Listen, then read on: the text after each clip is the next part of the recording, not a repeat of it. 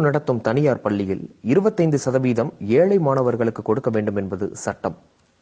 ஆனால் கிறிஸ்தவ முஸ்லிம்கள் நடத்தும் பள்ளிகளுக்கு இந்த சட்டம் பொருந்தாது. ஹிந்து நடத்தும் யூனிவர்சிட்டியில் 69% இடஒதுக்கீடு கட்டாயம்.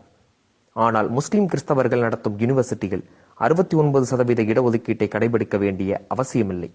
ஹிந்து நடத்தும் இன்ஜினியரிங், மெடிக்கல் காலேஜில் குறிப்பிட்ட சீட்டை அரசுக்கு ஒதுக்கீடு செய்ய வேண்டும். ஆனால் முஸ்லிம் கிறிஸ்தவ கல்லூரிகளில் அரசுக்கு சீட் கொடுக்க வேண்டிய கட்டாயமில்லை.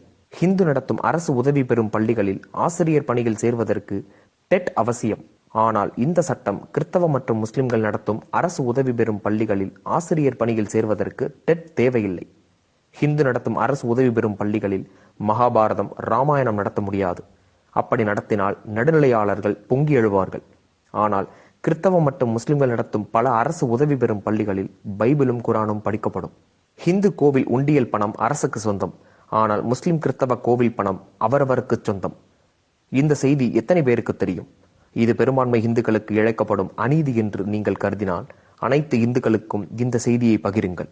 நடுநிலை பேசும் இந்துக்களை விழித்துக் கொள்ளுங்கள்.